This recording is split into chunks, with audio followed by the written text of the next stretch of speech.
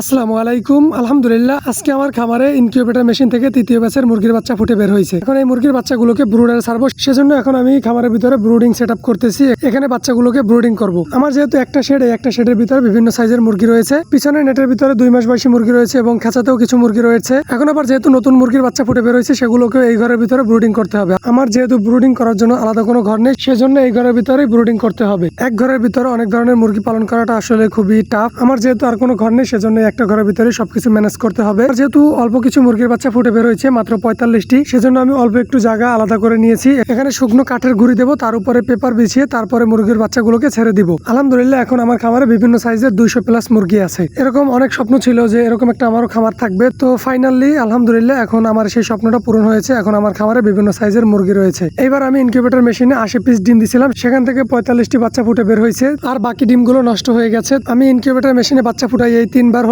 এই 3বারে আমি অনেকগুলো ডিমের লস খেয়েছি, কারণ যেহেতু আমার এখন প্যারেন্টস কোনো মুরগি নেই, এই ডিমগুলো বাহির থেকে সংগ্রহ করতে হয়। বাহির থেকে ডিমগুলো সংগ্রহ করলে আসলে অরিজিনাল বীজ ডিম পাওয়া যায় না, সেজন্য আমি বারবার লস খাচ্ছি। যাই হোক, আমি ইনশাল্লাহ খুব শীঘ্রই এই লস কাটিয়ে ঘুরে দাঁড়াবো। ইনকিউবেটর মেশিনে ডিম ফুটানোর জন্য 20 দিন অপেক্ষা করার পরে এরকম ফুটফুটে বাচ্চা পাওয়া যায়। তো মাশাআল্লাহ, এবারে বাচ্চাগুলো খুব সুন্দর দেখতে এবং বাচ্চাগুলো খুব সুন্দর সুস্থ আছে আলহামদুলিল্লাহ। আমার ব্রুডার সেটআপটি তৈরি করা হয়ে গেছে। এখন যেহেতু গরমের সময়, সেজন্য এখানে আমি একটি 100 ওয়াটের লাইট ইউজ করেছি। তো আমার ব্রুডার সেটআপটি তৈরি করা হয়ে গেছে। এখন আমি ইনকিউবেটর মেশিনের ভিতর থেকে বাচ্চাগুলোকে বাইরে বের করব। বাচ্চাগুলোকে ব্রুডার ছাড়ার পরে প্রথমে পানি দিতে হবে, এরপরে 2 ঘন্টা পরে খাবার দিতে হবে। এভাবে করেই আমি বাচ্চাগুলোকে ব্রুডার ছেড়ে দিলাম। তো যারা আমার ভিডিওগুলো ফেসবুকে দেখতেছেন, তারা ফেসবুক পেজটি ফলো করে দিবেন, এবং যারা ইউটিউবে দেখতেছেন, তারা ইউটিউব চ্যানেলটি সাবস্ক্রাইব করে আমার সাথে থাকবেন। ধন্যবাদ। আসসালামু আলাইকুম।